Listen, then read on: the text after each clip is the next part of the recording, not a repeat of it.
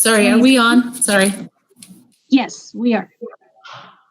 Okay, hang on just a second. Me. Okay. Okay. Ready. Okay. It is December 15th, 2020, and it's just past 10 o'clock in the morning. And we are here to consider the settlement stipulation between Pineview West Water Company and the Division of Public Utilities. Filed in the matter of Pineview West Water Company's request for approval of a conservation rate increase in docket number 19-2438-01.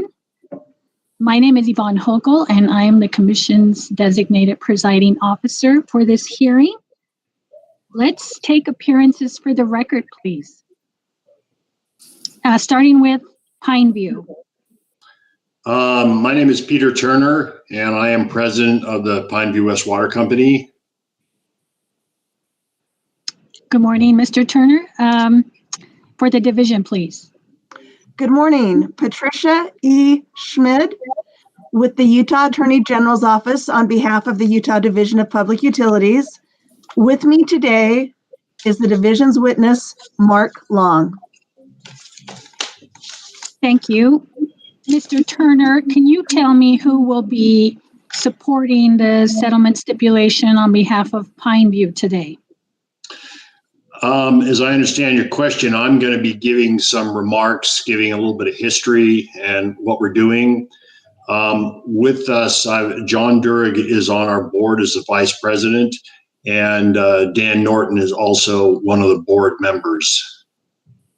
Okay, well, thank you for that. Then let's start with you, and let's have you sworn in. Do you promise to tell the truth? Yes. Yes. Okay, please proceed, Mr. Turner. Okay, as I mentioned, my name is Peter Turner. I'm president of the water company. I've been duly elected by our shareholders for that position, as we all on the board are. I'm representing the board. I want to thank you for the time to review our request for rate review and a conservation rate consideration and making all your recommendations. From a management structure, we do have 4 members on our board. The 2, Dan and John, are present. Susan, I think, had to work. She may be here for the afternoon public. I'm not sure. We all work together pretty much as a volunteer organization with some minor stipends that are given. But we do this work primarily for the good of our community. We all work together on this rate review. And I want to say we're all in full agreement with where we are today. Being a private water utility, we have been providing the residents of Radford Hills, Crimson Ridge, and to a certain degree, some of the people in Pineview Estates in Eden, Utah. We've been providing culinary water since the 1970s. It was originally established by the landowner and original developer. And then it was handed off to a new developer of undeveloped lots in Crimson Ridge. The shareholders took over control of the company in 2009, and that was after the developer declared bankruptcy, leaving the water company also in a financial state of insolvency. The developer was the president of the water company at that point in time. And then I became elected as one of the shareholders in the role of president. I've been president ever since. That would be since 2009. Through the help of the PSC and many of our shareholders, we have managed to grow our water company to a stable and reliable supplier of water for the community. It's been our mission to provide the highest quality of water with fair and reasonable rates to our community. Many things have changed since our last rate review, which was in 2009, which got us into solvency after that. We still strive to supply high quality water now and in the future. That's kind of our mission statement. Within our culinary system, we have approximately 80 culinary connections at this point in time and approximately 35 empty lots that have service mains to them, and they're on standby status and pay the standby fees. We have 2 low producing wells that provide our culinary water, plus a 40,000 gallon per day tap into Ogden City Water's artesian wells main that runs by our neighborhood. When our current rates were set in 2009, we didn't have to purchase any water as our 2 wells were adequate. With the increased growth we've seen in the neighborhood, we're having to rely more on purchasing that Ogden City water. Our wells cannot keep up with the demand by themselves. With our current rate structure, it costs as much to pay for and pump that water as we collect in revenue. Under certain scenarios, we actually pay more for that water to purchase than we bring in. And that kind of maybe is the start for the reason for this conservation rate increase request. The new Crimson Ridge subdivision was not built with a separate secondary water supply as the older neighborhood has, and relies solely on culinary water for household use and for irrigation. Their landscaping CC&Rs were written around that idea and restrict landscaping that would use significant amounts of water. Water company doesn't have any control over that other than education. And some of the customers in that subdivision violate the CC&Rs and are using enough water to really max out our water supply in the summertime. If that pattern continues with the new growth, we will not be able to supply adequate water for fire suppression, which has been strained in the past, and then possibly for actual household use. The excess water used today requires us to purchase expensive Ogden City water, which does not get offset by our water fees. Can you repeat that last? I'm sorry. The excess water that we use today during the summer does require us to purchase expensive Ogden City water, which does not get offset by the current water fees or tariffs. In addition to rising expenses, this is the primary driver for us seeking a conservation rate increase. We need an incentive to lower the excessive use of water in our community during the summer. Continued excess water usage that strains our system needs to be offset with some adequate funds to purchase that expensive water, and ultimately maybe, or we're just going to have to anyway, but longer term, to provide us with funds to drill additional wells to get more water supply. We find ourselves today seeking a cost of living rate increase for the flat rate and the capital expense tariffs on all current culinary rates, and then an escalating rate structure to encourage water conservation, and all of that to take effect, I believe it's February 1, 2021. So we started this process with a notice of the intent to file a petition for that general conservation rate increase of the culinary water rates in December of 2019. And then we actually filed the application on or about April 24th, 2020. We worked the Division of Public Utilities, I think that's the correct acronym, through the spring and summer of 2020 on any and all of their requests that they had for us, and mutually arrived at a tariff schedule through those meetings and efforts. And if I don't mind saying, I appreciated working with all of your people during the process, namely Mark Long and Joanna, and I apologize, I think her name is Matajasic. Those people with the division, both of them have been really professional and great to work with, and they have gone out of their way to sort of understand our company, and we're really quite unique, I think. Maybe all water companies are unique, they probably are. And to understand our needs, and that understanding of us is what was really critical to this process. We entered into a settlement I think it was October 16th, if I recollect the date. And I believe it's reasonable and it's in the public and our shareholders' best interest. The settlement reached allowed both parties to minimize the time and expenses to the state and to us, Pineview West Water Company, which really enhanced the efficiency of this whole process. The board of directors believe the settlement is just and it's reasonable and resolved, and the evidence, I believe, supports those findings. We've been transparent with our shareholders, making them aware of our current proposed rate increase. We started out with a notice in January of 2020 during that billing cycle.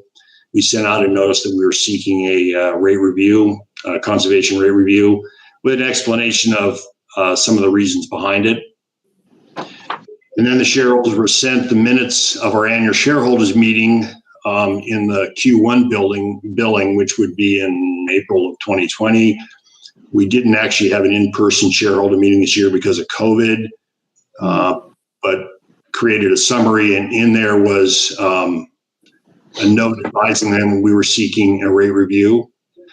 In the Q3 billing, which went out in October of this year, we again advised our shareholders of the hearing with references to this docket number, so they could, if they wanted to, they could go online and look up reference materials.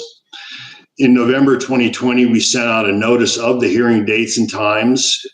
And then in early December, this was on the advice of the division, we sent out another mailing actually listing the proposed tariff schedule. So we believe we provided full disclosure of our plans over essentially what amounts to a year that we've been seeking this. And then a disclosure of our stipulation settlement. And then also this meeting, along with the one in the evening for public comment today. We advised our customers if they had any questions or concerns to contact one of the board members or to contact the division if they felt the need.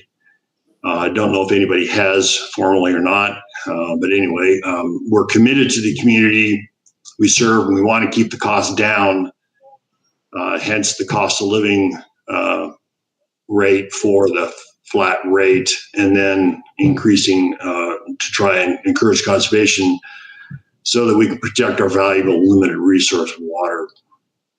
So we sort of believe the rate before you today is fair. It's equitable to our customers, to our shareholders, and it's important. We want to continue forward giving our shareholders, our customers, the best possible water and service they really come to know. Company's been working extremely well over the last decade, and we want to keep it that way. So I think hopefully I've summarized what you might need. If you have any questions, please feel free to ask. Okay. Thank you, Mr. Turner. Let me just note a couple of things. Sure. I believe that you filed testimony, or rather, your vice president did, Mr. Durig. And so what's typical in our proceedings is that in order for the commission to consider the evidence, as we consider your settlement stipulation, that evidence needs to be introduced and admitted into the record.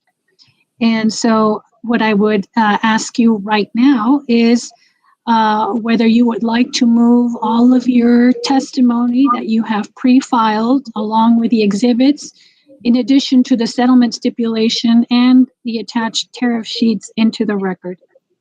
Yes, we definitely would. Okay. And I believe that statement you're referring to, excuse me, if I'm talking out of line, just say so. Oh, no, you're fine. That John Durig produced is in that docket, that we have filed that, so. Correct. Okay. It still needs to be admitted into the record for consideration by the commission, and that's why I'm asking you to move for that. So you've so moved, and so yes. Mr. Schmidt, do you have any objections to having that admitted into the record?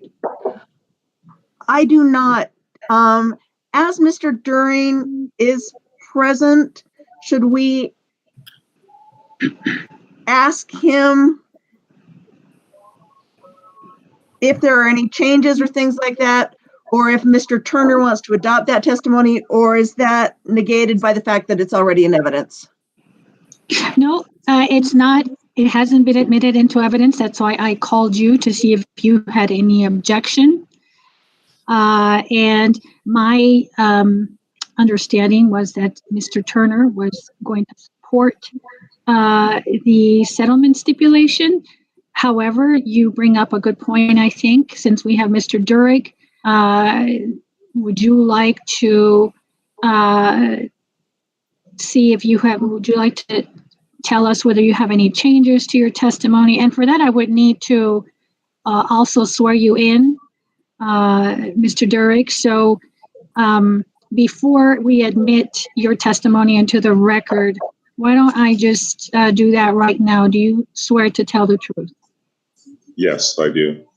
Okay. And do you have any changes to the testimony that you pre-filed previously to your testimony or exhibits? No amendments or changes. Okay. And seeing as to how there are no objections, your testimony and the settlement stipulation and all other testimony and or exhibits filed on behalf of Pineview are admitted into the record. Ms. Schmidt, do you have any questions for Turner? I do not. Okay. Thank you. Okay, Mr. Turner, I do have a couple, if you don't mind. Okay, so I do see in the stipulation that you propose an effective date of February 1, 2021 for the company's rates to increase to the first 8,000 gallons, $70 per month. Can you tell me what the current rate is, please? The current rate would be $55, and that is for 7,500 gallons. In that is a $20 allocation for, I think it's called capital expenses, and then $35 is to consider the actual cost of water delivery, with the total being $55 a month. Okay, and tell me what that breakdown is with this $70 per month now in terms of delivery costs and operational or allocation for capital expenditures, I believe is what you said. I forgot to pull that document up. If you'll excuse You're fine. for a moment, I can look at that. I know that the total was 70, but I don't recall the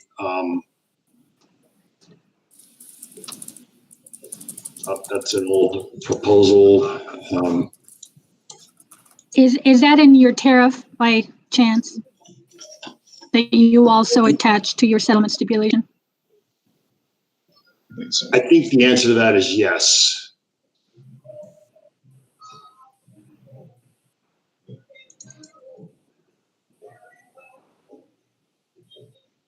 Oh, that's an older one. Mark, if I dare ask, can you help me out quickly on this? You have that available?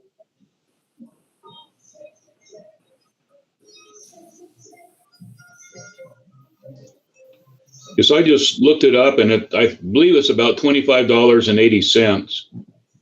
That would be for the capital? Capital reserve, yes. Yes, and then the balance would be for the expense of water delivery. That's correct.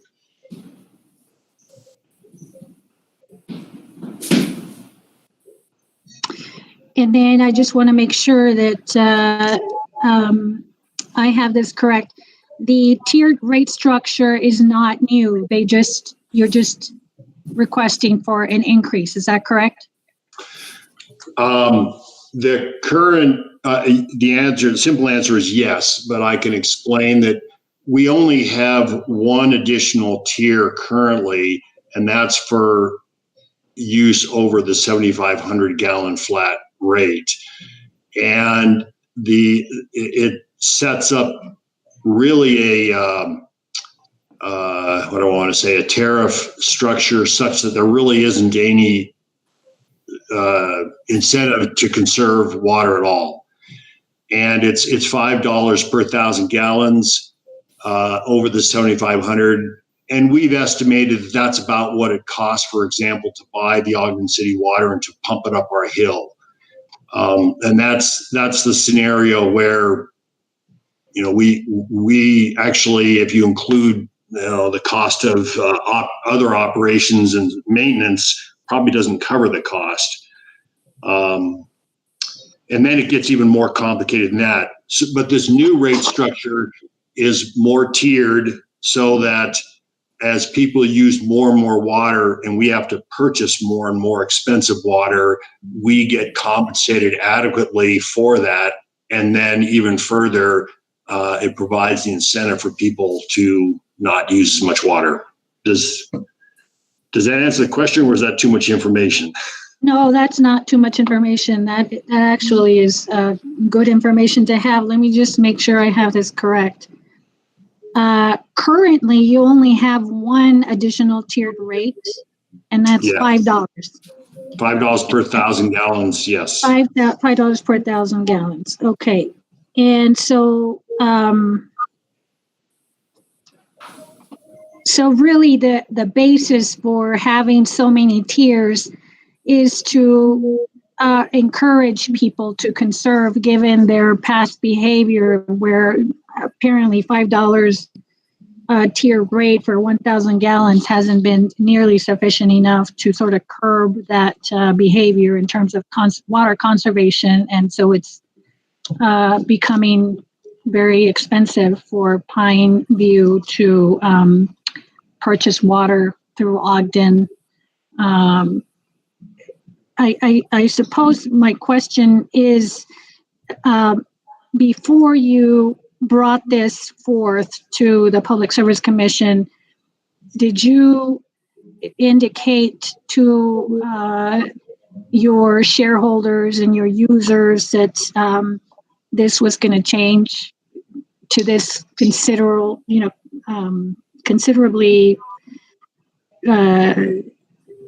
changed structure? It appears to me it seems that, going from one tier to 5 tiers and having it be exponentially more expensive is something that I would assume that you announced to your shareholders and your users. Is that correct?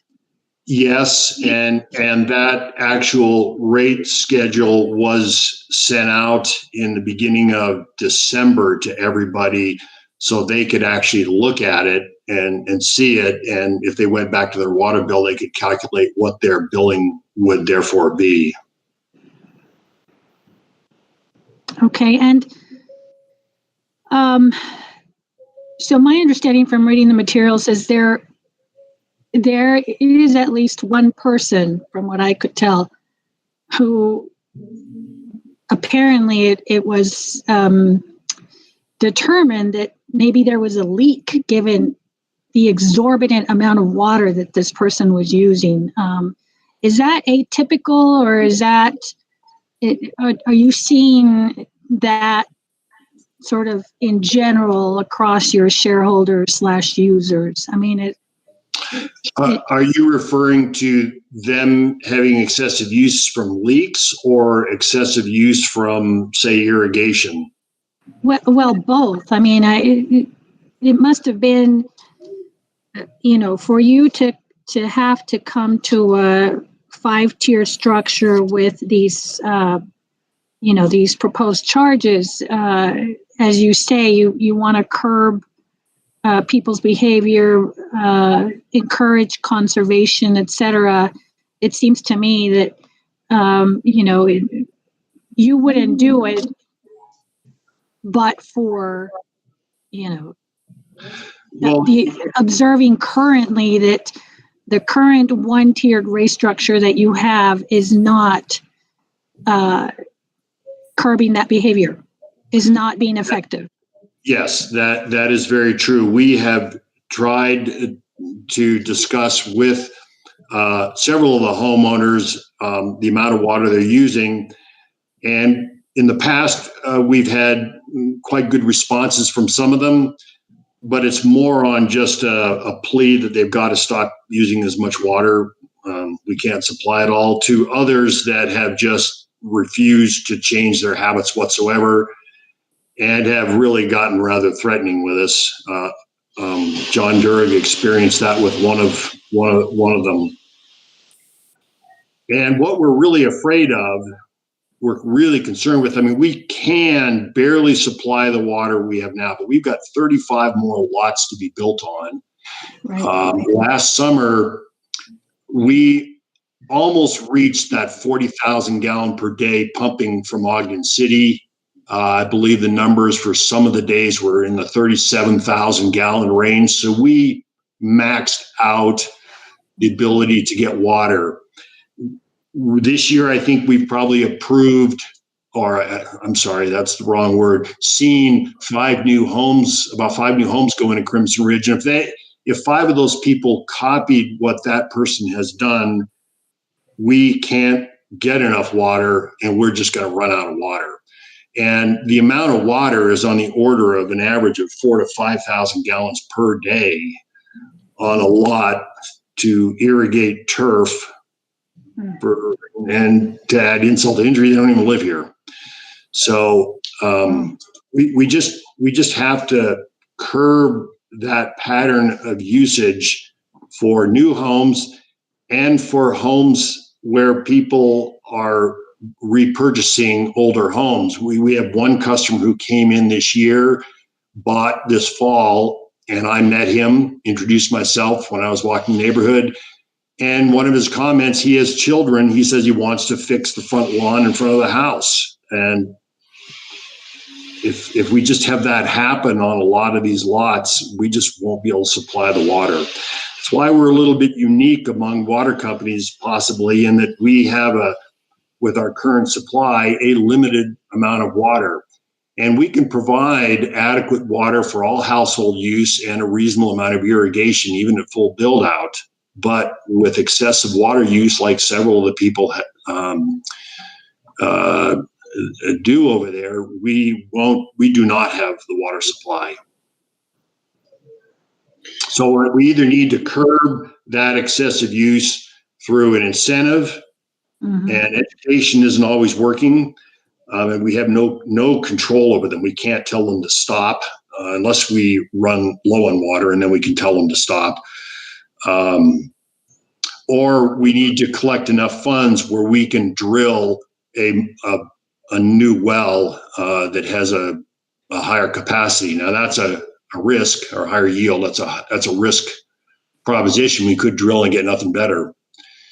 So, but right now we want to try the incentive plan. Can I add something? Sure. Go ahead, Mr. Drew. We have exhausted every means of urging conservation and have absolutely no control. We have no control over the approval of landscaping by the HOA. We have in fact, we even had, as I think indicated in my written testimony, that we actually had a home built landscaping approved by the HOA. And then when the certificate of occupancy was requested, we don't know who, but someone just said source of water, well, when in fact we were the water company, and it was approved. So we have no control over the HOA. We have no control over the builder. We tried to impose that by saying, before we sign off on your certificate of occupancy, we need to review your landscaping. That just simply is ignored. So we have tried all of those things to no avail. The second point I think that's important relative to this tiered increase is that our cost of water from Ogden is also tiered.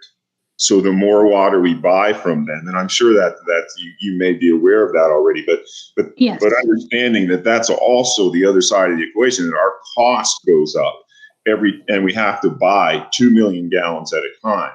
So for us, it's really a last resort to try to manage the supply of water to minimize the amount of expense in the short term and secure enough funds through the people who use the most water to help us pay for that additional water from Ogden City, and hopefully to postpone for as long as possible any need to drill an additional well, which is a risk. Sorry if I'm being repetitive here, but I think those are important points relative to this tiering. Sure. Could I throw a couple of figures in here a little bit? This is Dan speaking. My picture isn't up on the computer, so I don't know if... You are, be careful. Yeah, probably a good thing for everybody that I'm not up on the thing. Mr. Downs, before you proceed, let's have you sworn in, just Okay. because you're testifying. So do you promise to tell the truth? Yes. And again, tell me what position you have with Pineview? I'm on the water board of Pineview. Okay, go ahead. With John, Pete, and Susan. One of the figures that we should, I think, be aware of as we're trying to discuss not only usage now, but as Pete has mentioned, future usage, which we really is kind of the unspoken elephant in the room. I just pulled up the water usage from the third quarter that we just sent out. And in the Radford section of our water, the least amount used from full-time people that live here was 5,000 gallons, give or take a little bit. And over in Crimson Ridge, in that same amount of time, the maximum amount of water usage from one individual was 445,000 gallons. Can I ask you a question before you proceed? Is that your 5,000 gallons, is that a monthly figure? No, that's for the third quarter. That's for okay. Yeah, and then for the third quarter as well, now you're talking about 400,000 some gallons. Is that right? Yeah, correct. All of them off of the third quarter readout that we've sent out. So as you can see, that is a tremendous amount, and that 445,000 is all culinary water, and this is for someone who doesn't even live here. When you say I wanted to go back to Mr. Turner, because he did allude to people who don't even live there. Are these part-time people who have second homes in the area? Yes, that individual and several others, but yeah. The thing I might add too to what Dan is saying is that, and John said, we buy blocks of water from Ogden City in 2 million gallon blocks. So if we use a gallon of it or we use 1.9 million gallons, we pay the same. And it's about $6,500 for that block. So because one person used 500,000 almost gallons last summer, we had to fall into the next tier. So we paid $6,500 for that water, and we collected a fraction of that from the person that kind of forced us to go into that second tier. So that kind of paints a little bit of the picture of why we just need more equitable rate structure, whether the person decides to conserve and then we don't have to buy that extra water, or they give us enough funds where if it continues and more people do that, the real problem is if more people do that, then we might have the funds to modify or add an additional well into our system to increase our water supply. Okay, so let me just make sure I have the tiers correctly, since we're talking about months and then also quarters. So in the tier 1, if you go up to 8,000 gallons, you only pay the $70 per month. Correct. Correct? Yes. And then in the tier 2, if you go between 8,001 to 16,000 gallons more per month, not the quarter, but per month, then you pay an extra $6.50. Is that right? Is that how it goes? Yes. Between 8,000 and what you'd use, it would be calculated on $6.50 per 1,000 gallons. And to clarify the month and the quarter, we calculate the bill on a monthly basis, but we only bill quarterly. We may change that in the future, but we're a small water company, and to do monthly billing is an awful lot more work, and that's just historically the way it's been done. And we also have not been able to take meter readings monthly because in our mountain zone here, everything gets buried in snow and we can't get to our meters. This spring or early summer, we installed electronic meters so we can just drive by. And we've been collecting meter readings every month since then. Okay. And that's been a big help. But we, just to summarize, we calculate the bill on a monthly basis, but we send the bill out quarterly. Okay. Okay, that's good. That's good information. Okay, well, I don't have any more questions. Thank you, gentlemen, for your testimony. You're welcome. I want to thank all of you too for helping us. You're a good resource for us as a water company to help figure out these rates and to give us definitely an impression among our customers of fairness, since you represent all people of the state. And you know, I do I'm just going to go to the table too. What are the current charges, for example, standby? They are $240 a year or $20 a month. And that basically, what we're charging the standby people is that capital expense so that we can maintain the system for them until they finally connect. And once they finally connect, we then start billing them in addition to that for the water they use.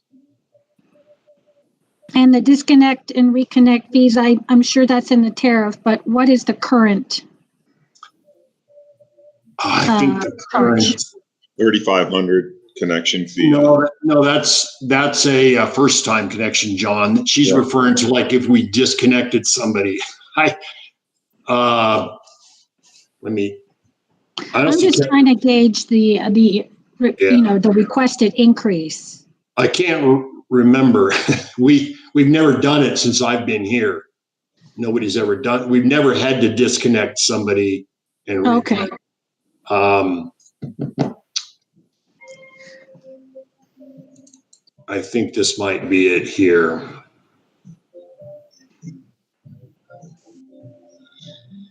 It's $100. Okay. For both connection and reconnect is the current fee. All right.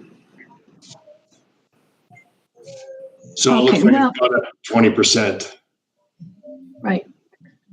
And then it went from a first-time service connection fee currently of $3,500 to $4,200 is the new proposed fee. Yes, that's correct. Okay. Well, that's good. Thank you again for responding to my questions. Ms. Schmidt, do you have a witness that you'd like to present? Yes, the division would like to call Mr. Mark Long as its witness. Could he please be sworn? Sure. Mr. Long, good morning.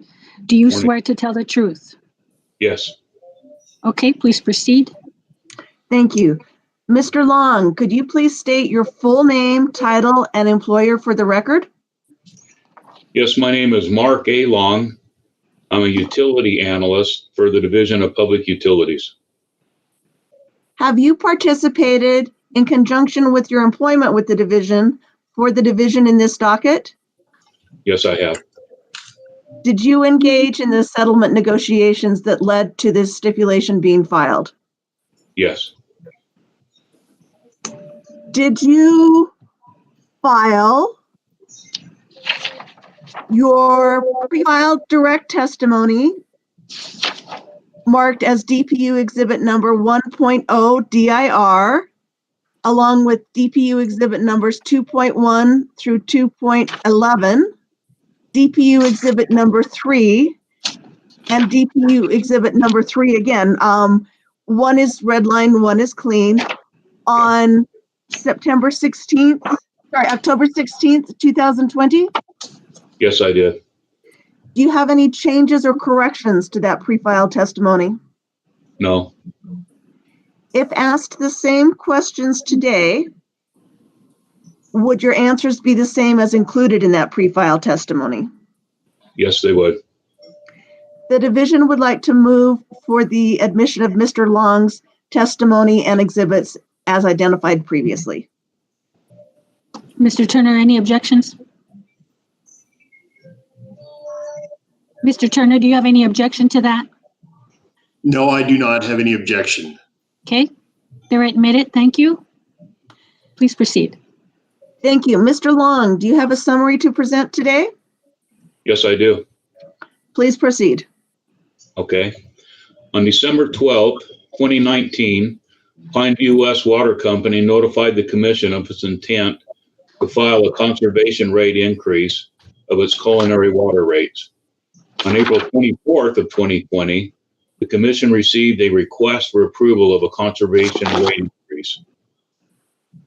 On June 8th, 2020, the commission issued a scheduling order, notice of hearing, and notice of public witness hearing. The division reviewed the application, which included over 20 attachments. The division also received additional information through the issuance of a data request, annual reports, customer usage models, Division of Drinking Water reports, and many emails and phone calls and virtual meetings. The division's analysis showed that the current rates no longer cover fixed costs and do not have an effective conservation rate with an increasing tiered rate structure. This stipulation includes proposed rates and rate structure that covers all fixed costs, continues to fund the capital reserve account, and has an effective conservation rate structure with increasing tiered rates. In addition to the conservation element, the rate structure as proposed will help offset the purchase of more expensive third-party water, offset the additional burden and wear and tear on Pineview's infrastructure, and provide additional funds in Pineview's capital reserve account, which could help fund a new well if needed. The division worked closely with company's president, Peter Turner, and the company's treasurer, Susan Allen. They were very accommodating, had many good suggestions in creating new rates that adequately supported the company financially while keeping the rates as low as possible for its customers.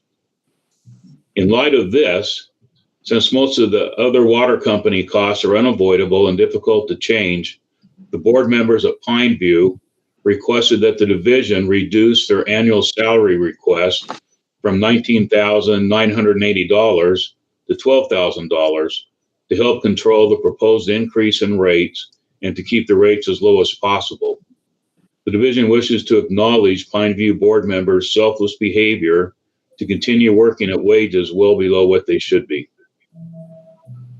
Soon after the direct testimony was filed by the division, the parties met to discuss the division's findings and conclusions. These discussions led to a mutually acceptable settlement agreement. In addition to the proposed new rates, the stipulation includes tariff changes to Pineview's set fees that reflect current market prices. The stipulation also includes updated rules and regulations that apply to all regulated water utilities in its tariff. On November 12, 2020, the division filed a motion to suspend the procedural schedule while still retaining the hearing date and public witness hearing date, pending the parties' agreement to the stipulation. On November 20th, 2020, the division filed a settlement stipulation with the commission.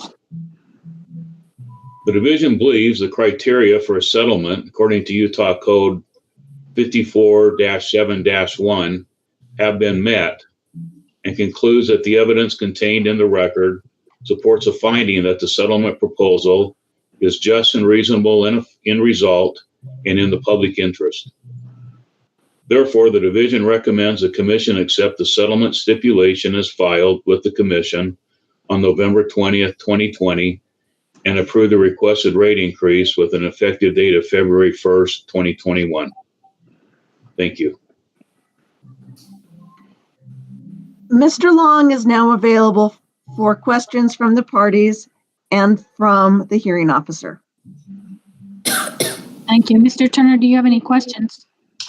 No, I don't. Thank you. Okay, I have just a few, Mr. Long. You testified about the board taking a salary decrease, I believe, and you acknowledged that selfless behavior. Can you tell me how many board members, if you know, take a salary from the current board? Mr. Turner would have the correct answer to this, but I believe that Mr. Turner is the only one that takes a small stipend. I don't believe the rest receive much, if anything. Okay, so when you quoted the 19,000 to 12,000, that was in relation to Mr. Turner's stipend, or no? No, that would have included Mr. Turner's along with a little bit of a stipend for the other board members. Okay, Mr. Turner, can you just describe to me what, I just want to make sure that I'm clear on Mr. Long's testimony regarding this decrease that he mentioned in his testimony. Sure. I'll just say that historically, the president, vice president, and treasurer have had an allocated minor stipend. The past treasurer collected it a little bit, and then Susan has pretty much, I believe, just volunteered her time. John, the former vice president, he collected more of pay for special projects he did. He declined the stipend, and John has declined the stipend. I've accepted it. And going forward, we were going to allocate money for those three offices, and we all backed off on what we would expect for that stipend, again, to try and keep the water rates as low as possible. The one thing we were faced with, it was raising the rate for the flat rate. And as I've told Mark and the division working on this, that, you know, water is an essential of life, and I'd like to keep the basic amount of water that we need to live on as low as possible. And as a result, we did pull down through our negotiations the proposed flat rate. And that was part of it. How do we bring down the cost for that? Because we just didn't want it to go up. And now it's about a cost of living increase, which I think is palatable for people. So that's how we negotiated through that. Okay, thank you. Mr. Long, I believe I heard that Pineview is unique. Is the tiered pricing structure also unique among the water companies that we regulate, or is this something that you've seen before? Yes, Pineview is probably not as unique as what they think they are. Probably for the last 10 years, the division has recommended an increasing tiered rate structure, very similar to this for multiple other water companies. Okay. And, you know, in the past, they only had the one tier, and that just wasn't adequate. And so in the past 10 years, we recommended a very similar tiered rate structure as this. Okay. Very good. And so the division, I assume by signing the stipulation, thinks that the price increases that are being proposed from the original ones are reasonable given the challenges that Pineview is facing, and also given that there hasn't been a price increase since 2009. Is that correct? That's correct. Okay. All right. I don't think I have any other questions. Thank you very much. And I think unless there are any other things to discuss, we can adjourn until 5 o'clock this afternoon when we will have our public witness hearing. Do you all have any other questions or comments? No, I'm fine. Thank you. Okay. you. Well, thank you all, and we'll see you again this afternoon, maybe. Okay. Yeah, I'll be Okay. there. Thank you very much. Thank Thank you. you. Bye. Thank you. Bye-bye. Thank Bye. you.